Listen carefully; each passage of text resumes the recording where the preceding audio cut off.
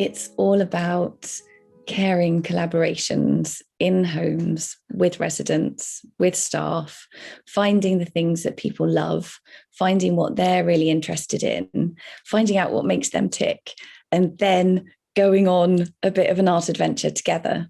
First of all, I see cARTrefu as a vector of change, and in terms of how we perceive people living with dementia, how we perceive people in the care home setting, and generally towards attitude towards our elderly.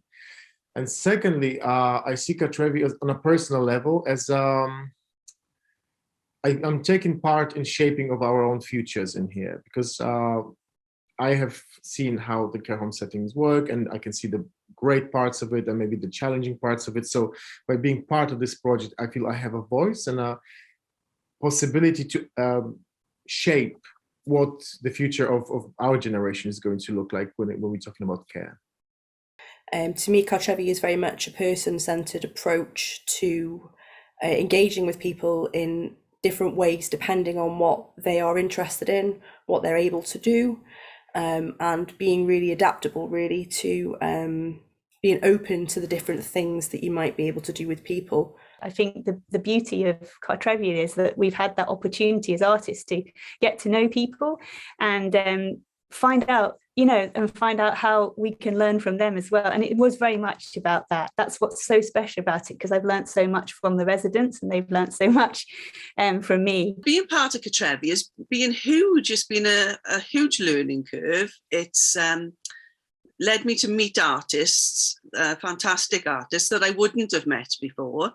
So that's been amazing. And being able to go into care homes and work with residents and actually understand the workings of the inside of a care home and what you can do for them. And it helps you develop your practice in a different way, because instead of making things that are always commercial, I'm making things to make people think and understand about fragility, dementia, and actually seeing people with disabilities in a different way. Having all the experiences we have in life, our work, our travel, whatever, our interests, our hobbies, and all those dwindle away, and we don't really have much in a care home then to stimulate us.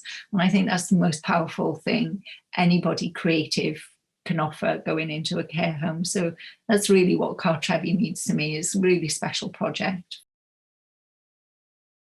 Yeah, cARTrefu definitely has helped in my role. It's given me ideas. I've been able to work with some of the artists. It's really sort of given me like a boost and ideas and inspiration, really. The first time I worked with cARTrefu was when Dan came here to do music sessions with us.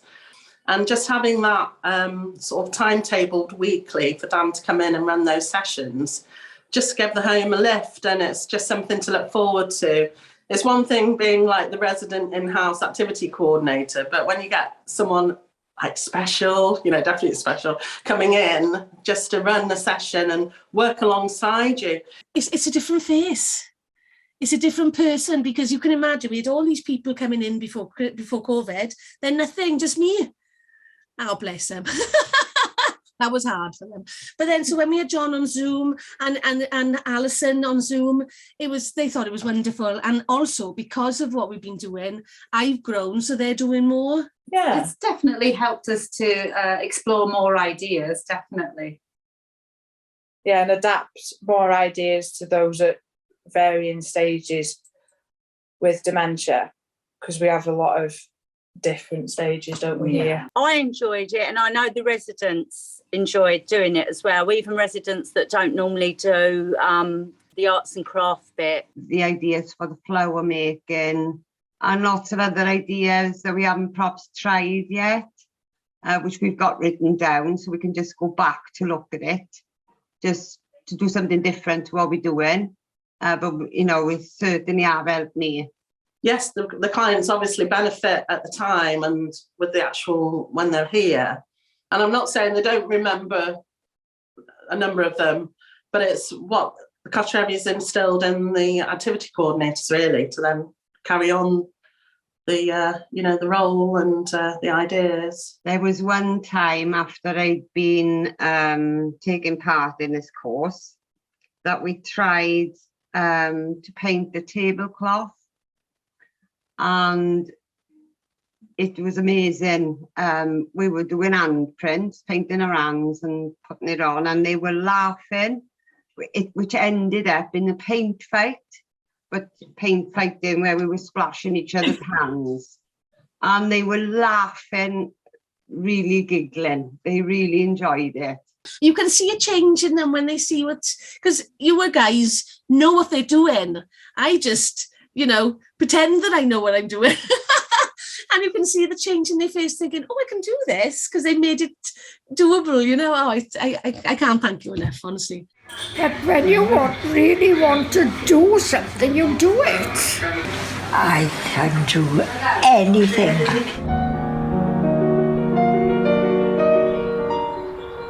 I love dancing. When I dance out here if I could, if I had a partner.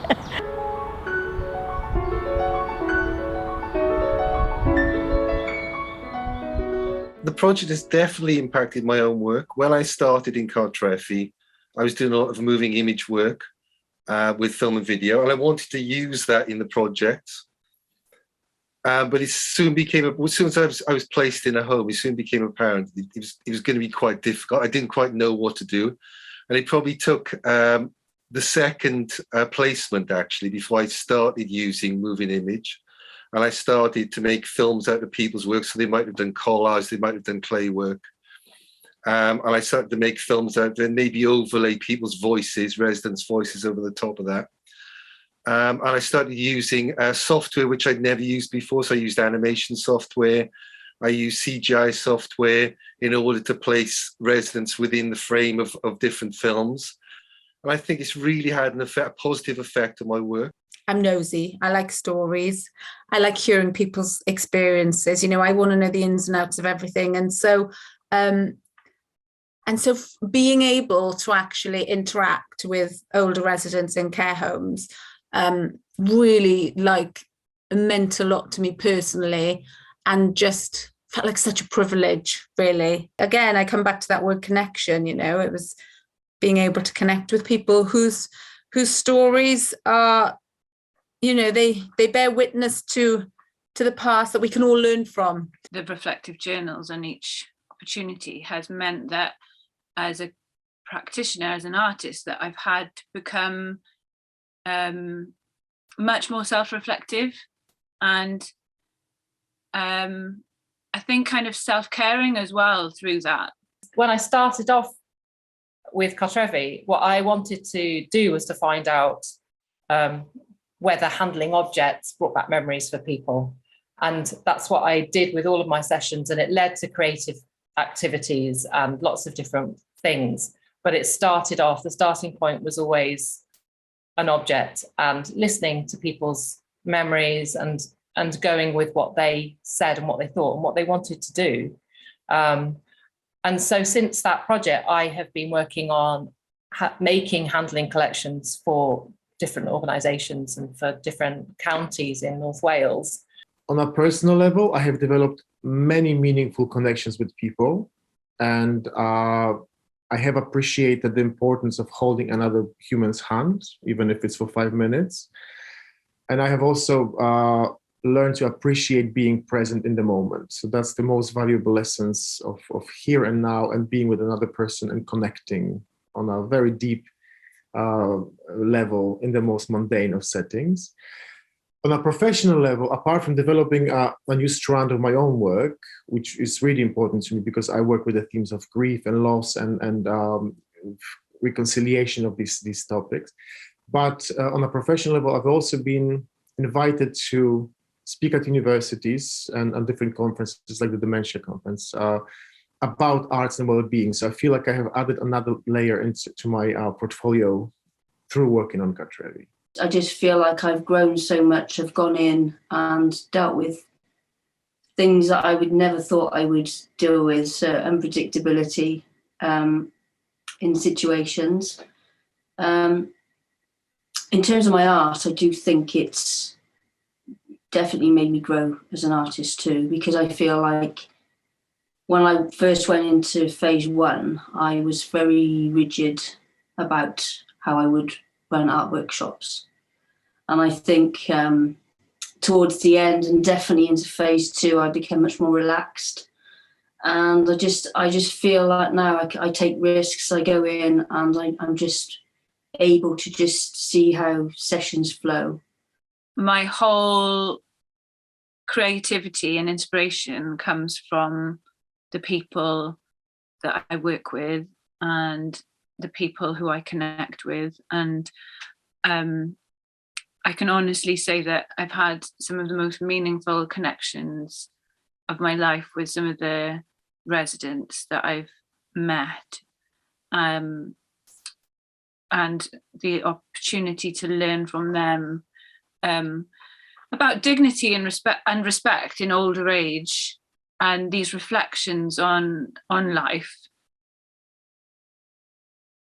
I'd gone into this care home, as I do, bundled up with my bags of fleece, walked along the corridor, and it was the corridor with the residents' rooms. And there was a gentleman sat in a wheelchair, and I just caught his eye as I went past. And I said, "Oh, hello." And he said hello back to me. And I said, "Oh, I come to do some craft activities. Do you want to come and have a go?" And he went, "Oh, maybe I'll come and have a look."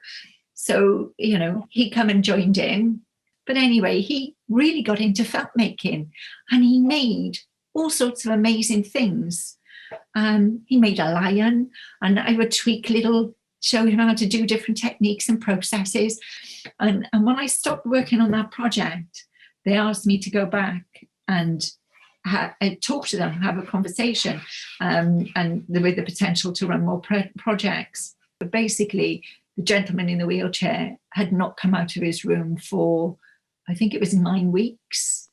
They were afraid of losing him. He just completely was struggling with life and lost interest. And actually the activity had made such a difference to his life.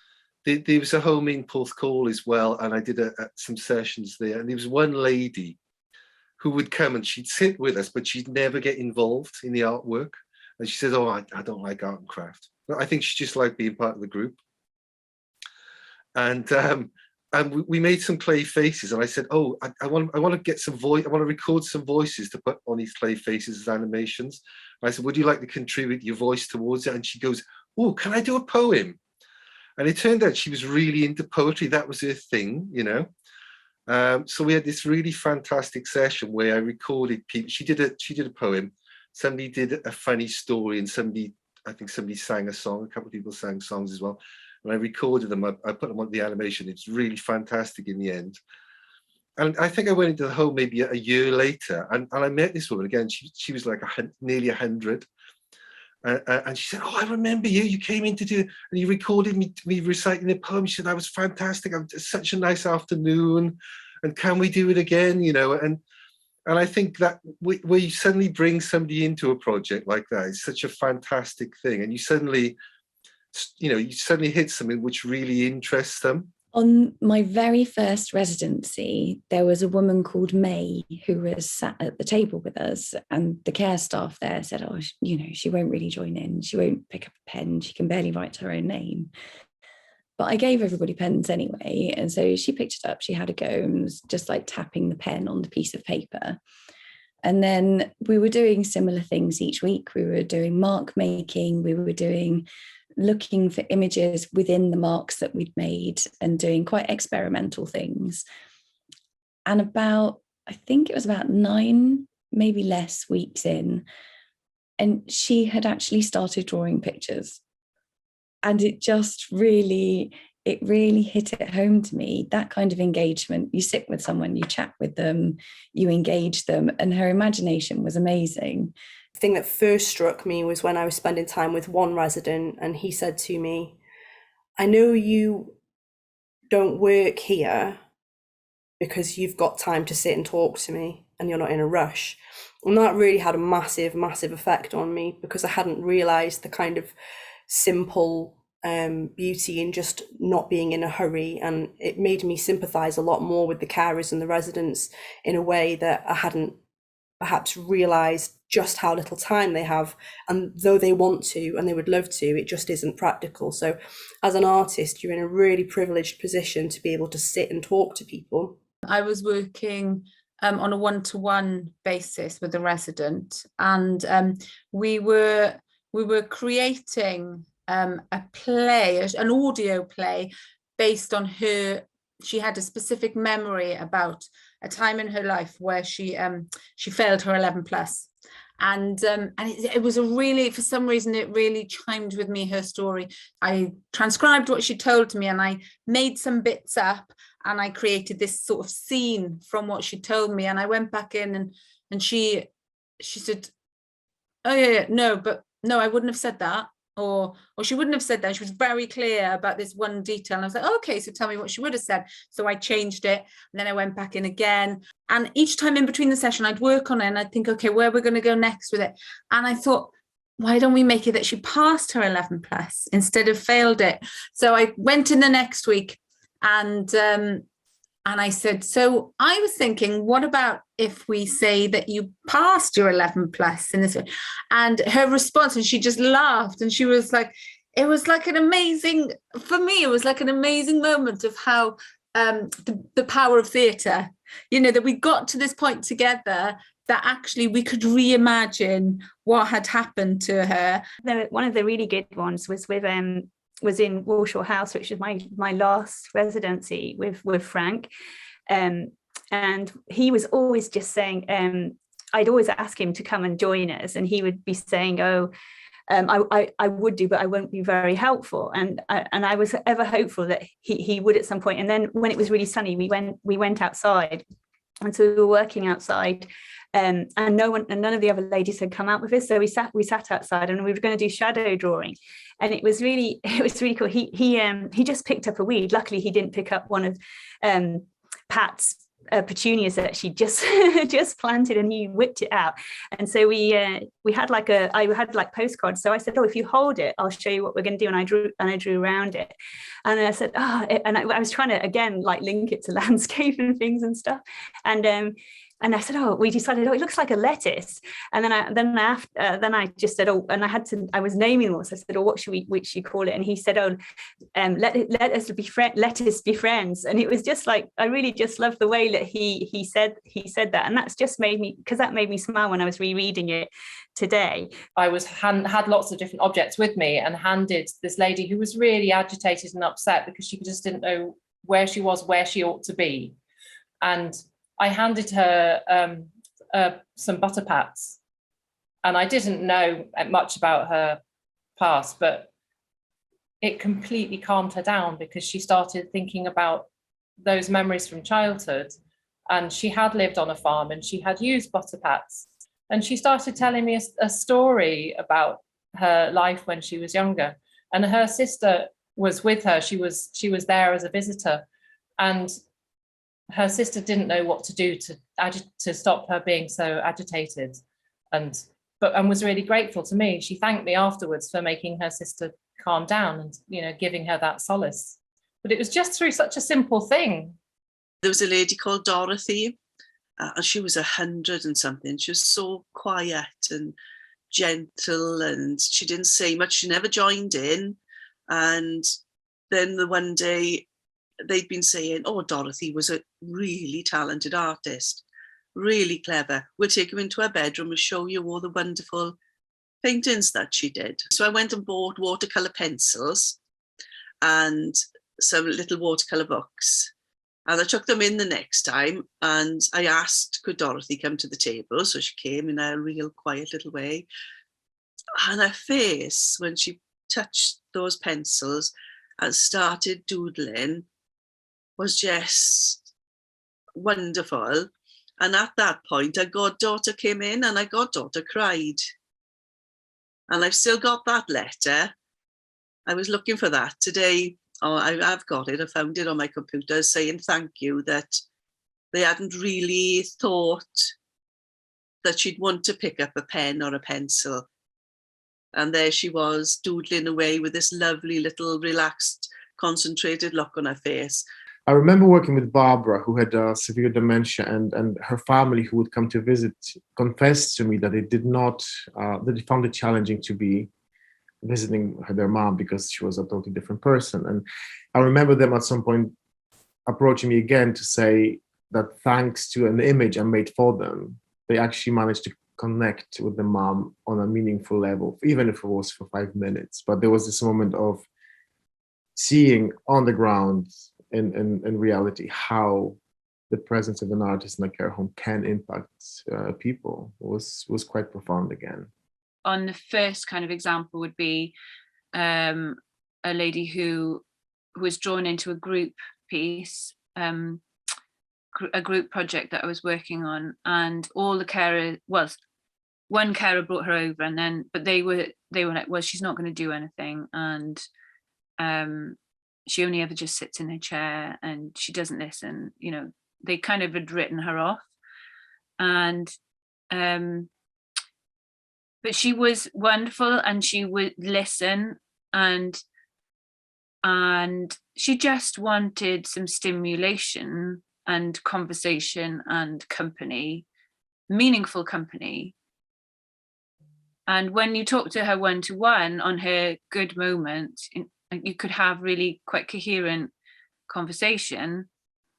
And then on one of the occasions, I remember a carer coming up and saying, you know, they were astonished by the difference in her and the difference in between as well, that she wasn't just sitting there and not as interested and just sitting in her chair. And I think because they all saw her potential, they were making more effort with her than generally. Whereas before they were kind of like, well, there's no point. I loved those kind of like internal moments where you go, well, look at that. Or, you know, now you can see the difference. And it's everybody's,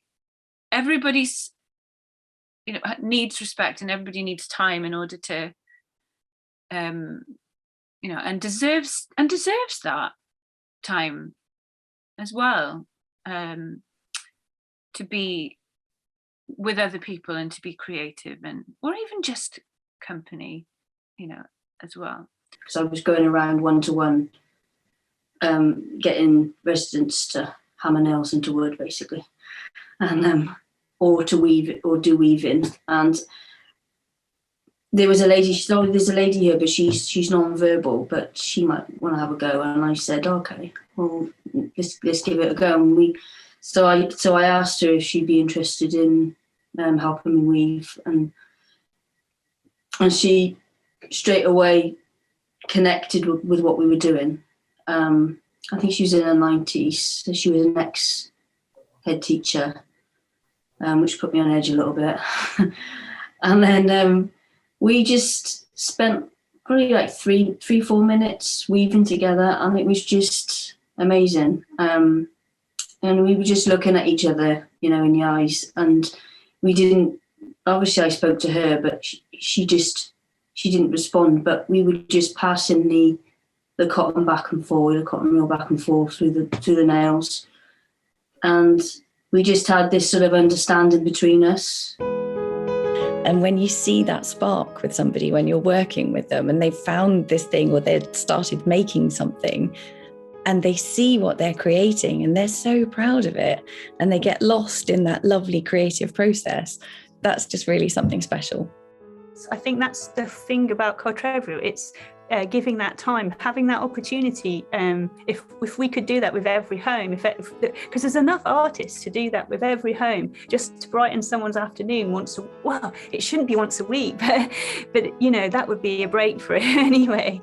And to think that you brought in a little bit of light into quite, I suppose, a mundane day where everything's done, you're fed and you're watered and you're clean, but there's that other outside element that's coming in, and I think that's what's so important, is bringing the outside world back in to the residents. You know, if resources are tight and staff are sometimes overwhelmed, then, you know, caring becomes the main thing they have to do that day, and creativity can take a backseat. And I think cARTrefu does a brilliant job of bringing that creativity back in alongside the care.